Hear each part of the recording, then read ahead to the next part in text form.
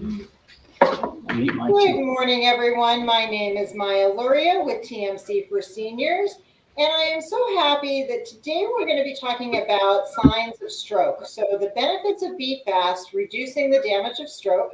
I've got Dr. David Teeple here with me. He is with the Center for Neurosciences and is also the TMC Stroke Program Director. I want to let you know a little bit about Dr. Teeple. He earned his medical degree from the Columbia University College of Physicians and Surgeons, along with having a residency in neurology at the Barrow Neurological Institute, where he served as chief resident and also completed a fellowship in epilepsy at Barrow as well. He is certified by the American Board of Psychiatry and Neurology in both neurology and neurophysiology, and he's been with the Center of Neurosciences since 2008. Again, as I told you, I work very closely with Dr. Teeple. He helps us every year with our Stroke Prevention Saturday, and also, runs the stroke program, which I'm sure he'll tell you more all about that as well. So welcome, Dr. Teeple. How are you today? I'm doing great. Thank you very much for the kind introduction. And can you guys hear me okay? Yeah. Good. Okay. We're gonna jump right in. I will tell you one of the things I'm most proud of having done over the years since I've been in Tucson since 2008 has been being the stroke director for TMC since 2009. And it was interesting coming to Tucson and the sort of state of stroke care. And there were times where I thought we're never going to have any type of stroke centers anywhere in Tucson. And to go from where we were to where we are today, I am really proud of all the work and support that TMC has given. From administration to the physicians and the nurses and everywhere in the hospital. It's a concerted effort and something that I can't be more proud of to be a part of for sure. And and stroke has been my passion since I was in medical school, honestly. And so I'm excited to talk to you guys today about it. And I think that strokes are interesting, right? Because they don't typically cause pain. And so recognizing the signs and symptoms of stroke is critical in getting good care. And we'll talk about why that is. The objectives today. So we're going to talk a little bit about what a stroke is, because that is actually confusing. And then my favorite part's a short course in neuroanatomy, and that helps you understand why we look for what we look for. And then that'll be a nice segue into the signs and symptoms of stroke, and then how we treat. So first question. What the heck is a stroke? And I think that this is confusing because we actually talk about different things. I'll back up even a little bit.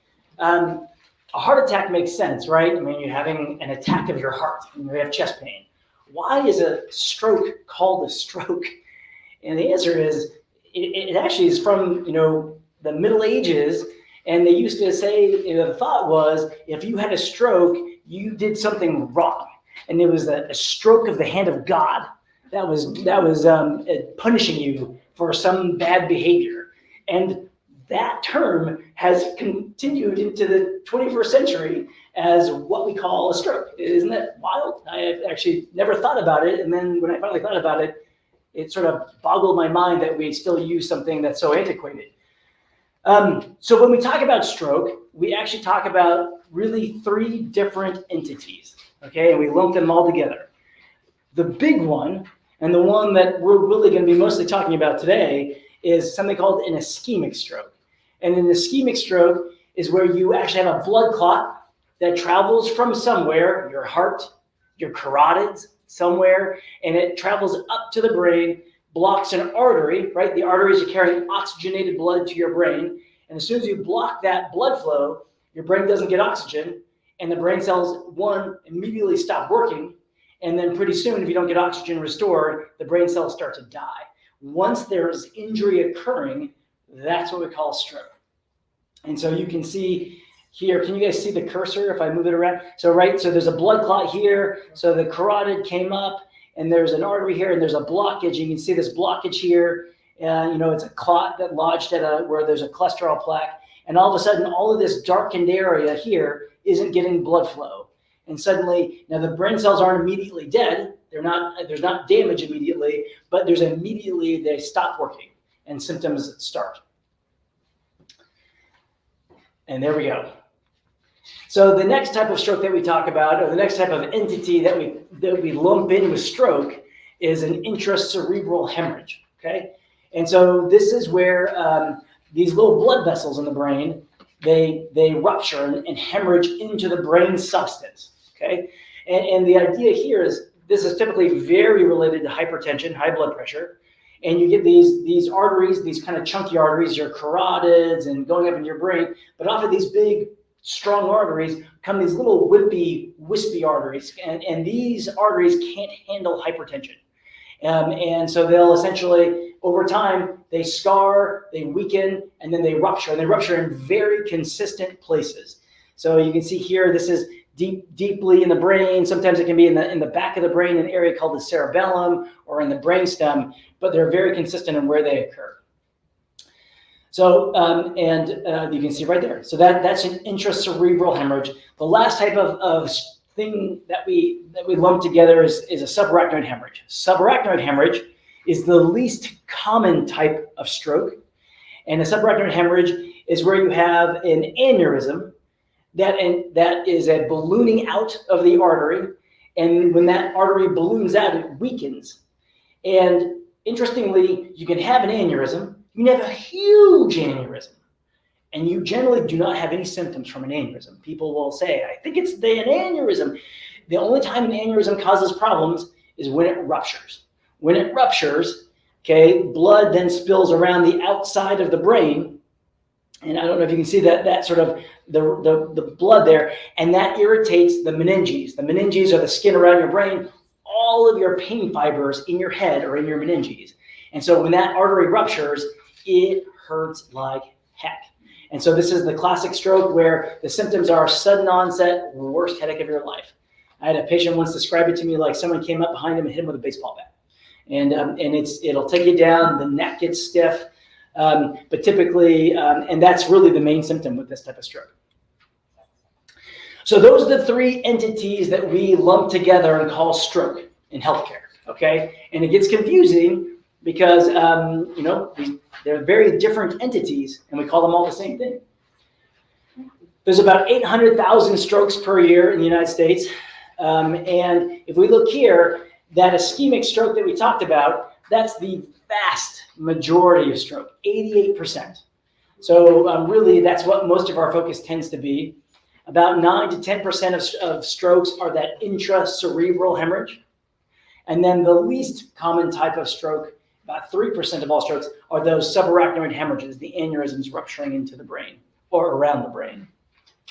So often the one that people fear the most is a subarachnoid hemorrhage, but far and away the least common type of stroke we see.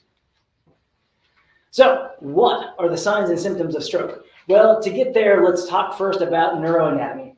Partly because I'm just a giant neuroanatomy nerd. As a neurologist, I love this stuff, and the brain is always fascinating to talk about. But if we talk about neuroanatomy, it helps us understand why we look for the symptoms we look for in stroke.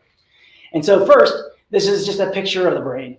And I have these next two slides to remind us how complex the brain is. Every other organ in the body is dwarfed by the complexity of our brains. And so one, I would point out the way that our brain is organized, we have a thin strip on the outside of our brain. That's the gray matter. That's where all the neurons really are. It is just a thin strip on the outside of the brain. And then the inside of the brain, the white matter, is really all the fibers coming off of those neurons that are going different places. And there's actually this beautiful type of imaging that can be done called diffuser tensor imaging. And it looks at the tracks, the pathways of all these different neurons and the pathways they go in. And when you look at that, and that's not even all of them, I guarantee it.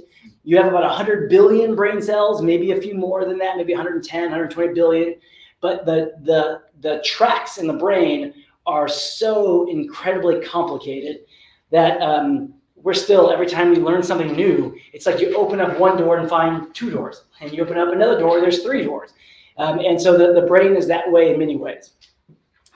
It's part of what makes my job never-endingly entertaining and interesting, and at the same time a little frustrating because there's a lot of stuff I can't answer. So this is just some random guy's head, okay? And if we take away the skull and everything else, this is the brain, okay? Eyeballs would be over here, okay? Ears are on the side here, and this is the back of the head over here. And what we have, right, is the big frontal lobe of the brain, followed by the parietal lobe. Occipital lobe is in the very back of the brain. The temporal lobe, which is essentially where our ears are at, and then the brainstem down here. So what do these different parts of the brain do? Well, your frontal lobes, which are enormous. If I could show you a real human brain, you would boggle your mind how much of our brain really is this big frontal lobe. It's probably the thing that sets us apart from other animals on Earth. And so what's in here? So big components, it's our personality, it's our planning, it's our judgment, it's our conscience, it's our, it's our get up and go. There's a very famous story about, what was his name? Phineas Gage. If you guys heard of Phineas Gage, I've told this story so many times, so I apologize if you've heard it 1,000 times from me, but it's an entertaining story. Phineas Gage was a supervisor back in the 1800s, and they were blasting out the mountains somewhere out east, I don't know where, and they were getting essentially blasting out for railroad tracks. And he was one of the bosses. He was just perfect employee, on time, diligent, just the best guy. And he was in the wrong place at the wrong time. So the way that they would blast out the rock is they would put a spike in the ground, and underneath it they would put some type of blasting material, and essentially they would blow and the spikes would go and knock out the rock. And somehow he was in the wrong spot at the wrong time. Blast went up, and a spike went right above his eye, right through his brain, and essentially just obliterated his frontal lobe. And somehow, in the 1800s, he miraculously survives, comes back to work, and he is just a different guy. Foul-mouthed, alcoholic, late all the time, and just a nightmare. And that is like just a perfect example of, you disinhibit somebody, you change their personality. And actually, his skull is still actually on display at Harvard Medical School, if you ever want to go see it. The other thing, too, is, frontal lobotomy. So if you get bilateral frontal lobes removed, often people will just become what they call abulic, which is you just sit them in a room and you don't interact with them, and they'll just sit there and do nothing. They're happy not to interact with the world. They don't seem to have much interest in interacting with the world. And so your frontal lobes really drive that to some degree. Okay, so that's your frontal lobe, really important. Interestingly, I'll leave it there. In the back of the frontal lobe is your primary motor cortex. We'll come back to that, but there's a stripe of neurons there that is integral to the movement of your body, and you have a map of your body there, and we will come back to that later. On the other side, so. On the other side of the frontal lobe, you have a deep sulcus, right? This sort of the gyrations in the brain. And on the other side of the frontal lobe is your primary sensory cortex. So it's interesting. You have a map of your motor function in your body and a map of your sensation in your body, and they're right next to each other.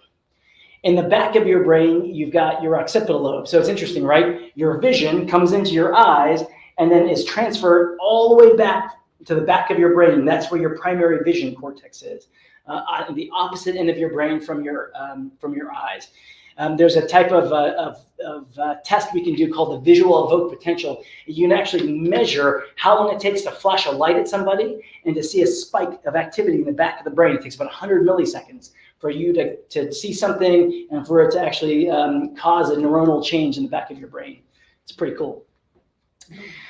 Your cerebellum down here at the base of your brain, okay, that's the part of your brain that's involved in coordinating movements. So if I want to grab something, right, I have to coordinate all the different muscle groups that help me make that motor plan out, and the cerebellum is what does that. And that involves in your trunk, your eyeball movements, your voice, every muscle in your body that requires coordination is really done by your cerebellum.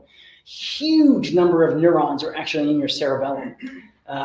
It's sort of I don't know. I always found it disappointing. Like the part of your brain that's involved in like thinking and memory, there are more neurons in your cerebellum than there are in the other parts of your brain, and just for coordination. And then lastly is your temporal lobe, right? The temporal lobe is sort of where your ears are on either side. And your temporal lobes are the part of your brain that's involved in memory. Your medial temporal lobe, the midline part of your temporal lobe, is there's an area called the hippocampus. And the hippocampus is your short-term memory circuits. And that's the first part of your brain that tends to atrophy in things like Alzheimer's disease. And so those are the areas we look at on MRI when we're thinking about dementia and cognitive issues. Okay, so this is Wilder Penfeld. He was a neurosurgeon in Canada and one of the fathers of our understanding of the brain. And he was pretty fascinating. So what he did, so he ran something called the Montreal Neurological Institute. And, oh, shoot, I screwed that one up, didn't I? Okay, there. This is him in the operating room. And what he would do is he pioneered the notion of doing a craniotomy, taking off the skull, and then waking people up in the operating room.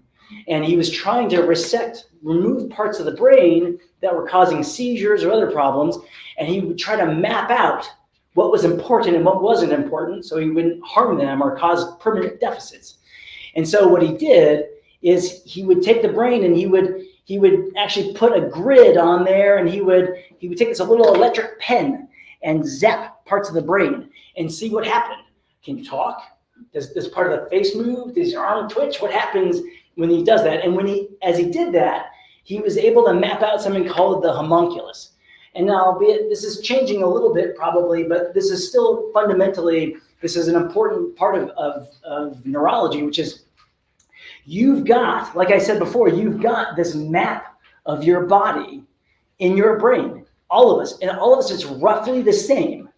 And this is the frontal lobe. This is way bigger in real life. This is not drawn correctly.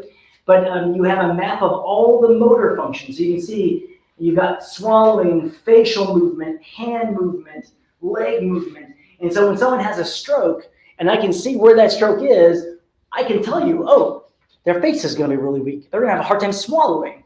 Or if it's way over here, oh, their leg is going to be weak.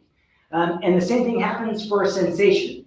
There's a map of the sensation in your body, so that you have a stroke in this area, your face will be numb, your arm will be numb, and so that's a pretty cool thing and important for us. And I think what's important to recognize is a huge part of our brain is devoted to movement of your hand and movement of your face.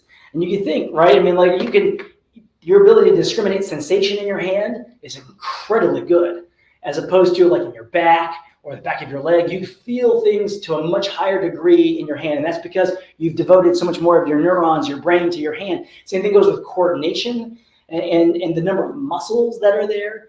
And so when we look at stroke symptoms, because there's such a huge portion of our brain devoted to your hand and face, those are things that we tend to be very, very attentive to. Another interesting thing that's important to know, right, is that your brain is flip-flop. So the left side of your brain controls the right side of your body. The right side of your brain controls the left side of your body. And so when someone has a stroke and they're weak on one side, it's the other side of their brain that's affected, that's causing that. I'm left-handed, so I like to point out to everybody that if the right side of the brain controls the left side of the body, then only left-handed people are in their right minds. Okay?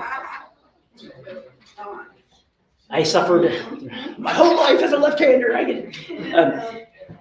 The next is, the left and the right hemisphere really have some different properties to them. I think this is just a pretty picture of the notion that one side of your brain is scientific and the other part of your brain is artistic. I'm not sure exactly if that's completely true, but there are differences between the left and the right. And as a general rule, the left side of the brain is the critical side. It's true for pretty much all right-handers, and it's true for most left-handers. And what makes the left hemisphere so important is that your language, the language circuitry for understanding words, for reading, for talking, a huge part of what makes us us is in the left side of the brain. And so you have, actually, it's pretty neat the way that this works. So you hear something or read something. That information has to come to the left side of the brain, to the temporal lobe. And that's where you learn, you understand it, you comprehend it. So, and then once you comprehend it, you formulate how you're going to react to it, what you're going to say. Then the information moves forward in the brain to something called the arcuate fasciculus, to your Broca's area. So Wernicke's area is where you learn, where you understand it, and then Broca's area is where you generate the ability to say something, to respond to the thing. So people who have a stroke here, we'll talk about this later, they can't comprehend things. People who have a stroke here, they can comprehend just fine, but they can't get a doggone word out. And so I saw someone just this morning who she was completely mute because she had a stroke that involved her Broca's area. Profoundly frustrating and debilitating, to say the least. Okay, so let's go then to the signs and symptoms. And so a great acronym is Be Fast. And I point out we have a great thing over here that actually has it, and it's a nice way to kind of summarize all the things that we look for in stroke. And so number one is balance, right? And it's an important sort of distinction with stroke. Everything should be really, there's a sudden change, okay? Last night I was fine, this morning I can't do that. That's a sudden change. An hour ago I was fine, suddenly right now I can't do that. And I'd point out to you guys, and I'll say this a couple times, you'll notice that at no point do I say it hurts. There's, the subarachnoid hemorrhages, 3% of strokes, tiny portion, those hurt. All these other symptoms, they're not painful. And I point it out because it drives me nuts. When you have chest pain, you know something's wrong, you come to the hospital. When you wake up and you have a stroke symptom, it's human nature to say, I'll just give this an hour and see what happens. I'll go back to sleep and I think I'll be fine. Don't fall into that trap, okay? So sudden onset of balance change. So again, this is going to be something that typically involves the cerebellum. This is the coordinating organ of your brain. I didn't point this out earlier, but I think it's always an interesting thing to sort of recognize. The cerebellum is what you knock out first when you're drinking alcohol. So if someone's staggering around like they're drunk, that could be because they've had a stroke. And so classically, though, it's inability to walk normally, control the trunk, the wide base, and they just can't seem to walk. One way that we test it in the hospital is I'll have people touch their nose and then finger, and then nose and then finger. And again, kind of like what the officers do when they're doing DUI check, right? Because the cerebellum gets knocked out and you're drunk. But what you're looking for is how can you do that? And what happens with the cerebellum is that you can't go straight. You can't have a nice smooth movement. You're trying to control the muscles, and they're just all over the place as you go back and forth. And the same thing might be true with the legs. We'll have people do heel to shin, and we're watching to see how they can do that, and it's pretty telling. It doesn't seem like in the hospital, it doesn't seem like this is such a terrible deficit. But if you can't walk, that's a big time deficit, and reasons that we want to be aggressive to treat these. So these can be sneaky severe. The next one is sudden vision loss, eyes. So that was B, balance, E, eyes. So sudden vision loss. The vision loss that we see with stroke comes in two flavors. So it can be either through, damage to the occipital lobe in the back of the brain, or it can be through ischemia or a blood clot that goes to the eyeball itself. And so your carotid artery comes up and supplies your brain, but you have a huge branch that comes out the carotid that supplies your eyeball.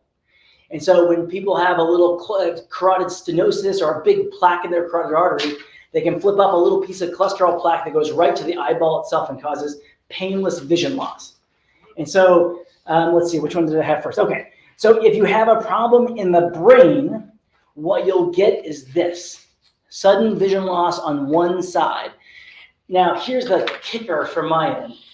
This doesn't happen like that, meaning you don't notice it most of the time.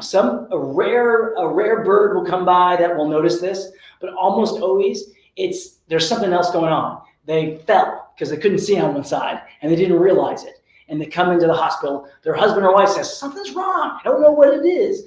And it's always, the way that I check this is I just say, look at my nose, okay? And I'm gonna flap my hands on both sides. And you say, which hand am I flapping? And if you can see, you look at me like I'm crazy. And you're like, both hands, what are you doing? But if you can't see on one side, it's a shocker. Which hand am I moving? You're not moving anything. Tell me which hand I'm moving. Until it means right in front of their nose, and they'll see it as it crosses over. So again, this is a tricky one because the way that your brain is structured, you tend to just not recognize the deficit. And it's really hard sometimes to nail down. And this is probably the most common stroke symptom that I feel like that gets missed because no one's complaining about it. The other way then would be this. Okay, this is where a clot or a cholesterol plaque travels up or embolizes up to that carotid and then to the central retinal artery, and you just get sudden vision loss, and it comes down like a curtain or up like a, I don't know, reverse curtain. It's painless. You can't see for 30 seconds, and then it's gone, and you're fine.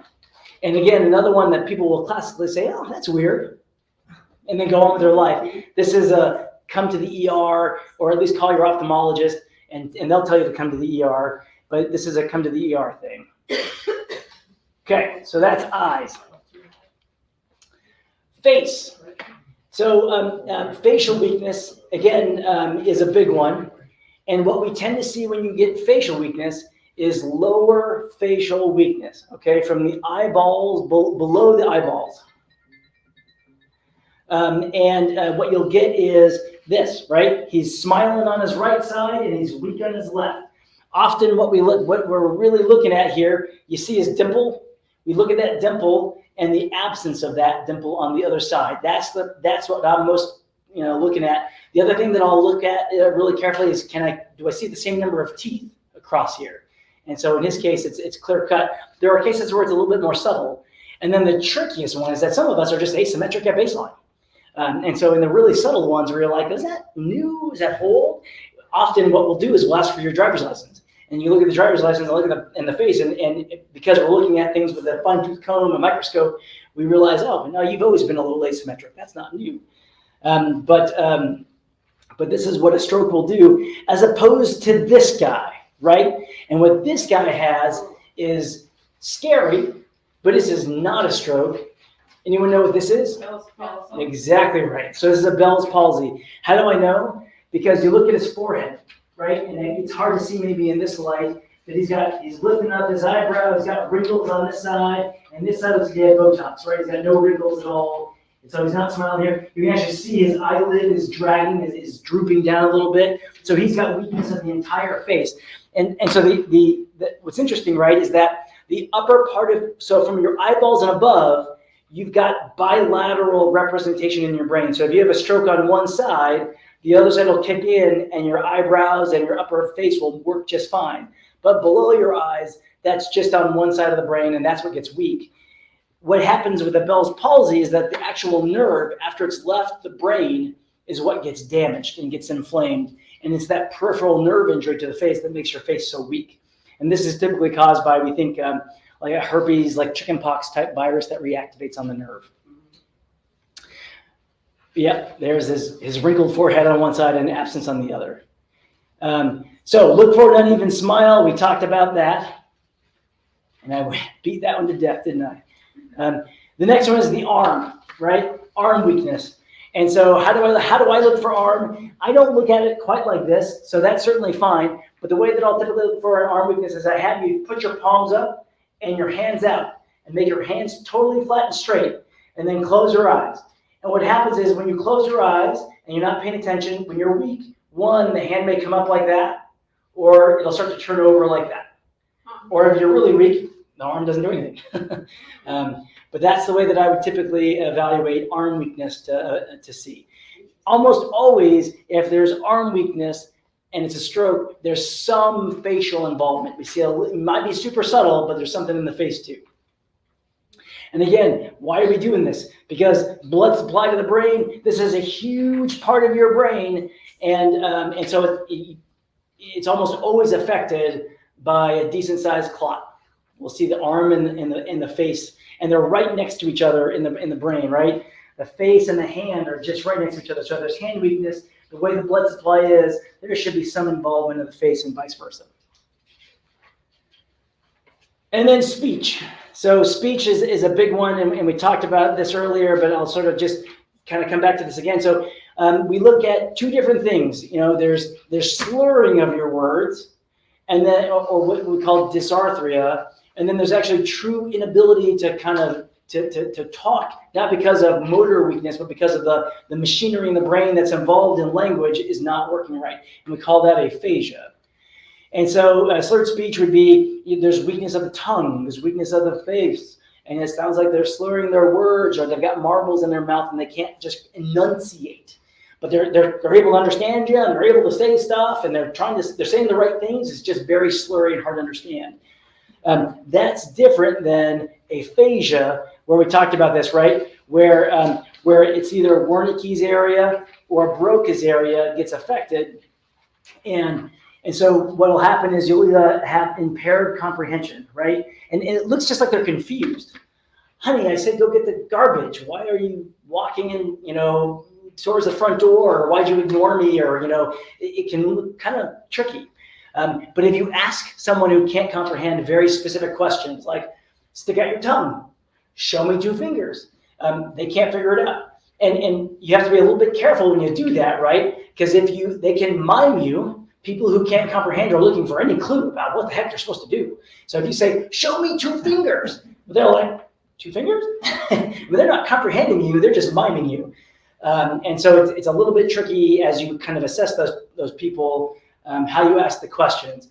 But typically, they can't comprehend if you ask them to do very simple tasks. And then the Broca's aphasia is you just can't express yourself, right? Expressive speech is impaired. And so, the classic story is I knew what I wanted to say, but I couldn't get it out. I knew what I wanted to say, and fully the wrong word came out. I wanted to say, let's go to the mall, and I said, pink train. Or what people can do in mild aphasia is kind of interesting, is they'll make paraphasic errors. They'll just substitute a lot of wrong words. I want to go to the Paul, and would go to the tar, and like, the car? You talking about the car? What are you talking about? So any of those types of problems, red flag, that's not right. And again, sudden onset.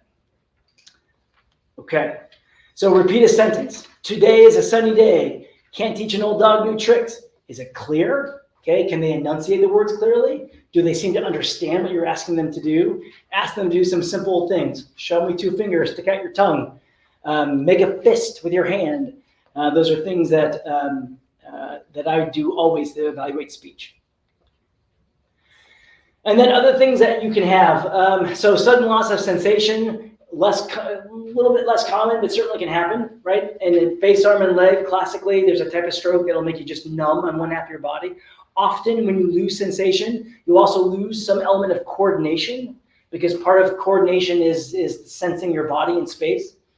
Sudden weakness of the lower extremity. So you can have sudden unilateral weakness of the leg. Okay, that is a relatively uncommon symptom. Someone comes in and they have sudden weakness of the leg, and their arms and everything else are just fine. Usually we're thinking, oh, what's going on in the lumbar spine? What's going on in the spine? But it can happen as a stroke. And then again, sudden worst headache of your life, subarachnoid hemorrhage, an uncommon type of stroke. But certainly if that happens, that's a get to the hospital as fast as possible to get at least a CAT scan. And usually a CAT scan can really, over 90% sensitivity of picking this up. Every once in a while, you can't quite tell, and we have to get a spinal tap on these patients to be absolutely certain there's no bleed. And then the sudden confusion we talked about a little bit. I mean, is this a language issue? Another thing that you can see sometimes that looks a lot like a stroke, can make people think that they're having a stroke but isn't, something called transient global amnesia, which is kind of an interesting entity. Transient global amnesia is a sort of entity where you suddenly become unable to make new memories. So you can talk, you can speak sentences, but you just can't remember a doggone thing. Learn that again. You can't make new memories. So you're driving to the mall to go shopping. Why are we in the car? We're in the car because you want to go to the mall. Okay. And then 30 seconds later, 10 seconds later, why are we in the car? They keep repeating the same questions over and over again. They can't retain information. It scares the bejesus out of everybody. We work these patients up for stroke every time, but it is an absolutely rare occasion that can cause a stroke. Now, this is the acronym B FAST. One thing I would point out, and this is kind of one of the always keeps me on my toes, fact of life, is the signs. The brain does everything. So anything, many symptoms could conceivably be a stroke. And so we have a real challenge sometimes trying to decide, is that a stroke? What is that? So when these symptoms arise, it's a little bit easier for us, but there are times where it's not as clear cut for us and it's hard to tell. I don't have like the cardiologist who I'm so jealous of most of the time, an EKG where I can say, oh, there's EKG changes that are consistent with a heart attack, or a blood test that I can test for stroke. So sometimes these things aren't present and the patient still has a stroke. And that's just hard for us to pick up everywhere, whether you're here or at Barrow or at Harvard.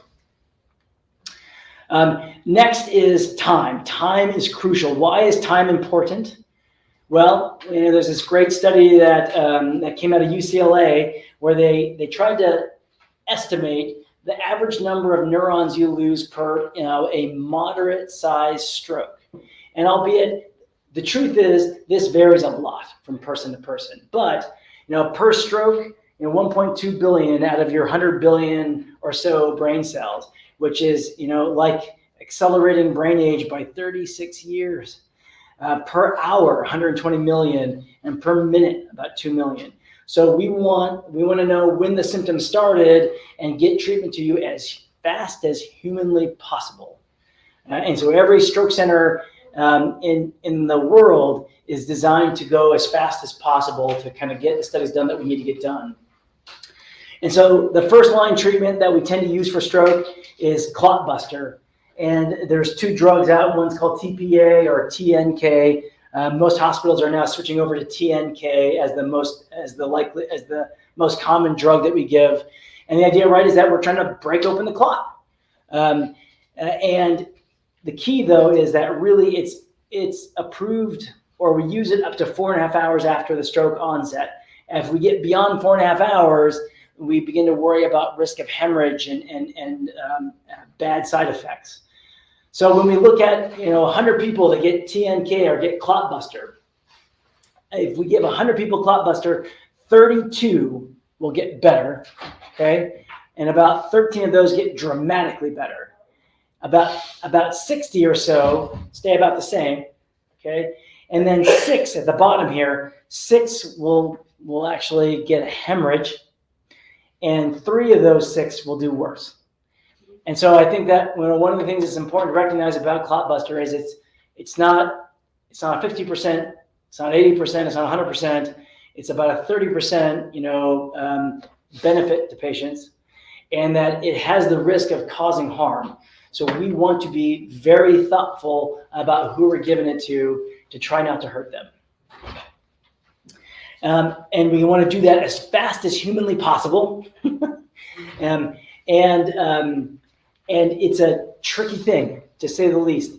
I can't think of any other area of medicine where I've got a stopwatch going, so I'm trying to go as fast as I can, and I got to give a drug that is potentially harmful in the shortest amount of time as I possibly can. And so it is a stressful thing for every hospital system to try to manage. I tell you this not to scare you, but to have some compassion for us as we're trying to figure out stuff. These cases can be really, really hard. And I had a great question at one of these lectures once, which is, well, if time is key, and there's no question, the faster we give clot buster, the better patients do. If I could give you clot buster 1 minute after onset, I guarantee you do much better. But there's very good data that says people do better at a half hour than they do at 45 minutes. They do better at 45 minutes than they do at 60 minutes. The faster we can give them clot buster, the better they do. So I had a great question once, which is why not give it in the ambulance? Why do they have to come to the hospital? And the tricky thing is a hemorrhagic stroke, intracerebral hemorrhage, and an ischemic stroke look the same clinically. IU will look the same, weakness, all the symptoms. There's no difference.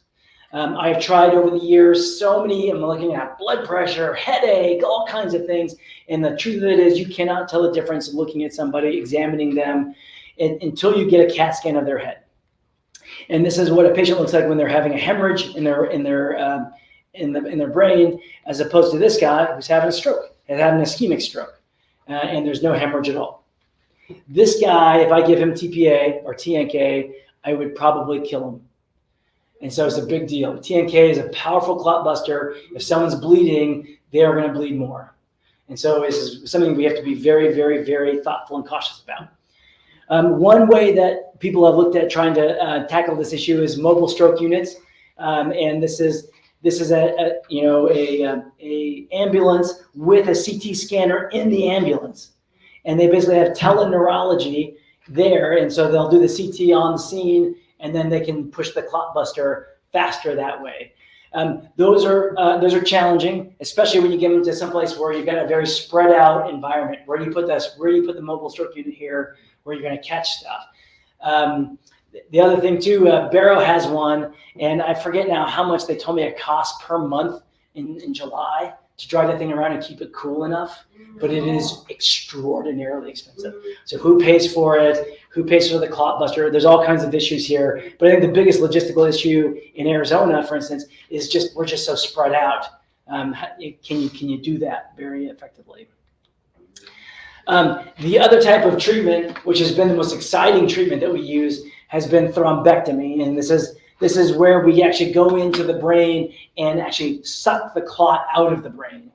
And so for the longest time, stroke neurologists were just so jealous of our cardiology colleagues who were doing casts and angioplasties and stents and all this stuff, and we just couldn't do anything. And then finally we broke the code and figured out how to do thrombectomies in the brain, and it's become very, very effective treatment for some, unfortunately not all, but some types of stroke. And so you can see here, this is someone's carotid artery, and it comes up into their brain. And you can see there, this is their eyeball here. And this is a huge branch that goes off towards their ear called the middle cerebral artery, an incredibly important artery. And it's completely blocked off. You go in there and you can suck the clot out. And this is what they look like after the thrombectomy. You can see all these branches, which were missing here, are now going and supplying the brain. And so super, super exciting. We do this up to 24 hours for some types of stroke. And we can see the effectiveness of this. So if we do this with 100 people, and keep in mind, we tend to use this for the more severe strokes. So if I take 100 people who were treated with TPA, if I could have given them the clot buster, okay? So this is above and beyond what the clot buster does. I get an extra 34 people who do shockingly well. And the good news is, rarely do we hurt people. Can you? You can. You can rupture the artery anytime you're going up in there trying to suck clot out. Those arteries, they're at risk, but the risk is fortunately actually pretty low. And so there's a great article in the New York Times. I can't remember, this is maybe about a year ago, talking about thrombectomy, saying this revolutionary stroke treatment will save millions of lives eventually. I don't know what they're talking about eventually. We've been doing this. So I've been here since 2008. We've been doing this since 2009. But we're becoming more and more aggressive with the patients and recognizing more and more patients who will benefit from this. This is Dr. Jack in our cath lab here, and this is where we do it. This is a giant X-ray machine, and we can actually image the X-ray the brain and X-ray the blood vessels, and see as we inject contrast, we can see where the arteries are, where they block off, and then thread catheters in there and suck out the clot. So been super exciting for us in the stroke world. Again, these are cases where we don't treat everybody this way because, and this is where another area where stroke differentiates a little bit from heart attack. They're very similar, heart attack and stroke. And many people will call a stroke a brain attack, which is more appropriate, right? Because it's a blocked artery, just like a heart attack is a blocked artery in the heart. The tricky thing with the brain is there's many different ways you can block an artery in the brain. But to block an artery in the heart, pretty much the same thing every time. In the brain, there's lots of different types of arteries. The arteries tend to be more fragile than the cardiac coronary arteries. And so we have to be very thoughtful and cautious about which patients will truly benefit from this. And frustratingly, it's not all. A plug for TMC, because I'm just super proud to be part of TMC and all the hard work that we do. Center for Neurosciences is my group. I'm the neurohospitalist portion of Center for Neurosciences. Our stroke team, though, works with the neurology and neurosurgery of Center for Neurosciences, and then also the neurointerventionalists from Radiology Limited, as well as the neuroradiologist who are reading all our CTs and CT angiograms. And I'll tell you, when I started at TMC back in 2008, I thought, gee, no one in town is going to become a stroke center. And not only have we become a stroke center, we've become a comprehensive stroke center. With the first comprehensive stroke center in Southern Arizona, before Banner, before St. Joe's, before anybody. And we've done year after year after year after year, we've gotten the highest awards from the American Heart and Stroke Association. And I just can't tell you how proud I am. And I'm just sorry to beat you over the head with it, but I'm really proud of the hard work that everybody here, the neurologists, the nurses, the ER doctors, the ER nurses, the techs, the radiology techs, you name it, that's a complex web to treat stroke well. And then as TMC, we're a hub hospital for Benson, Wilcox, which one's that? Copper Queen down in Bisbee and Douglas, Mount Graham, and then I guess I need to put Rincon on there as well. So we all work together. We try to provide stroke care for them all the time. And so to review, ischemic stroke, this is the big one we worry about. Blood clot goes to the brain, blocks an artery. BFAST is the best acronym to look for signs and symptoms of stroke. Pain is not one of those acronyms. Someone wakes up and they can't walk, they can't talk, they can't move their arm. Do not let them go back to sleep. Call EMS. EMS are trained to recognize stroke. When someone comes in via EMS, they call ahead and say, stroke en route, and the C's part. The CT scan gets opened up, and we're waiting for you to just run you back in. So things work better and faster when you come via EMS. Seek care immediately, contact EMS. Do not ignore the symptoms. The sooner we can implement treatment, the better you're going to do, I promise. Get to a stroke center. I would point out other stroke centers in town, St. Joe's, St. Mary's, Northwest, Banner, and of course TMC. All right, guys. That is it. Time is brain. I'll leave that up. And then I'll take questions. And we're supposed to go online questions first and then in-person questions. Okay. Yes. So Thanks so much, Dr. Teeple. I want to start off with actually, can you explain what exactly is a comprehensive stroke center compared to maybe a primary stroke center so that people understand what the difference is? Yeah, no, that's a great point. I forget, you're not doing this every time. So the question was, can you explain more what a comprehensive stroke center is? And I think that is, it's a very good point. So there are different levels of stroke accreditation. There is what's called a stroke-ready hospital. A stroke-ready hospital is capable of identifying a stroke, giving you treatment, but the treatment beyond the initial clot buster, they're going to send you out to another hospital to get a longer-term treatment in the ICU and everything else that needs to be done. So that's a stroke-ready hospital. A primary stroke center can treat you with the clot buster, and then they can take care of you, but they're not necessarily able to do the thrombectomy stuff. And then a comprehensive stroke center can do everything. We can give clot buster, we can give thrombectomies, we can treat subarachnoid hemorrhages, we can treat intracerebral hemorrhages. We've got everything we need to do everything, whether that's a neurosurgeon, a neurologist, an interventional neuroradiologist, you name it. And so the comprehensive stroke centers are the most equipped stroke centers to handle any type of stroke that comes at you, period, and all the complications that can ensue. Yeah, so basically the highest designation, right, for stroke. So that people understand. So I'm very proud that we have that here at TMC. Yes. Can you tell us a little bit about what is the difference maybe between a TIA and a stroke? And how would somebody know if maybe they were having a TIA instead?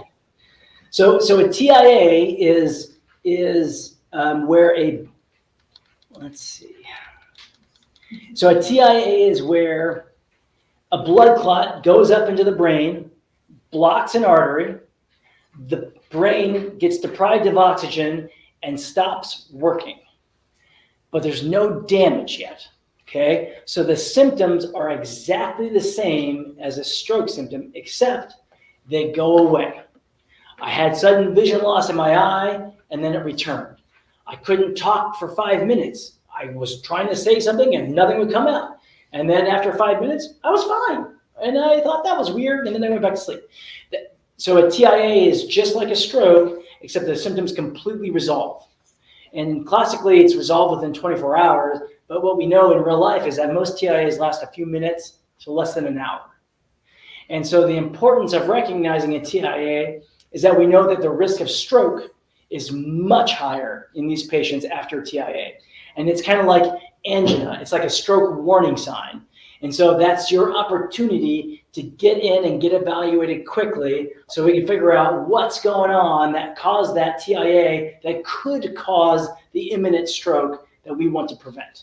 So TIAs are very, very important to recognize, very, very important not to ignore, and to get evaluated quickly. How quickly? Come to the ER.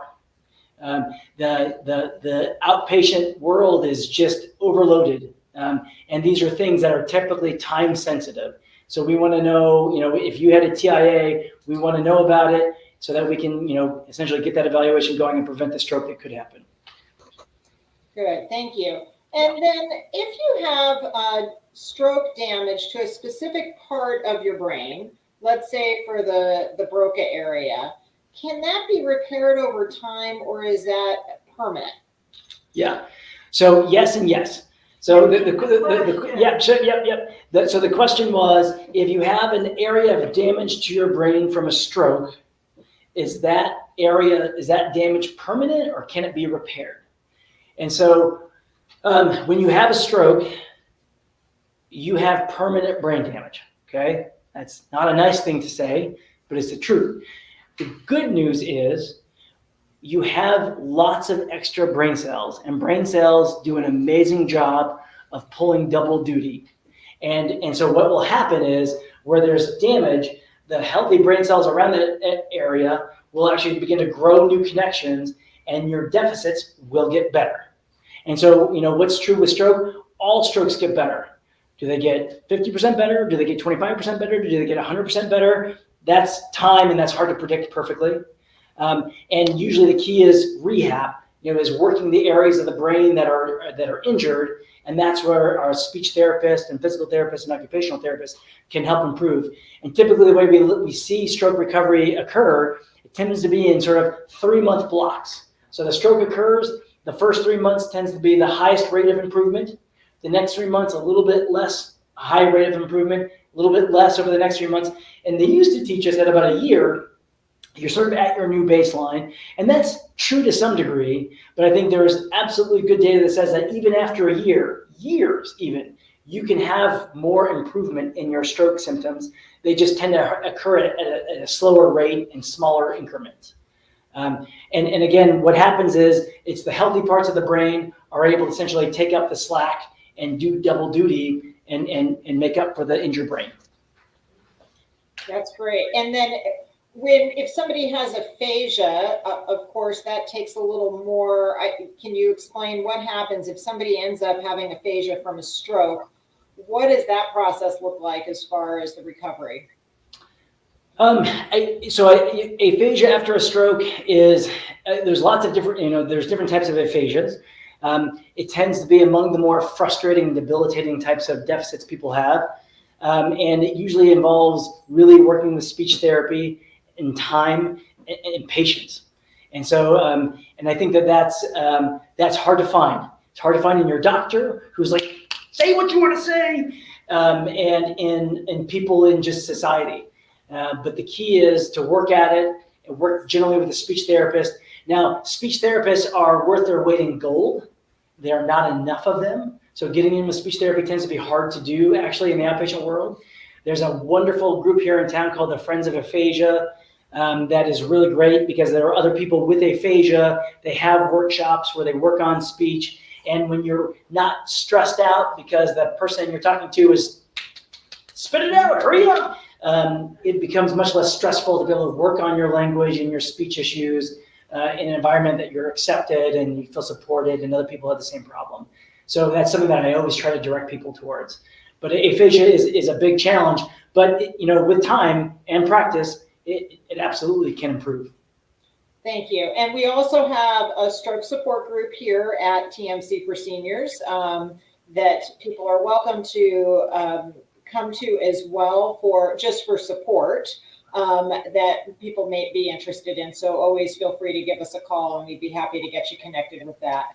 Dr. Teeple, I want to thank you so much for being here. I'm going to wrap up with our online audience and turn it over to you to answer any questions in person. So thanks for being here today. My pleasure. Thank you. Thanks again. We look forward to seeing you again at our next presentation. That will be on Tuesday, April 16th for Caregiver Fatigue, Strategies for Resilience. That is Tuesday, April 16th at 10 a.m. And in addition to that, the next talk will be Because Everybody Dies, Funeral Planning Rights and Options on Wednesday, April 17th at 2 p.m. If you're interested in either of these presentations, please give us a call and we'd be happy to get you registered for in-person or online. The phone number is 520-324-1960. Thanks for being here.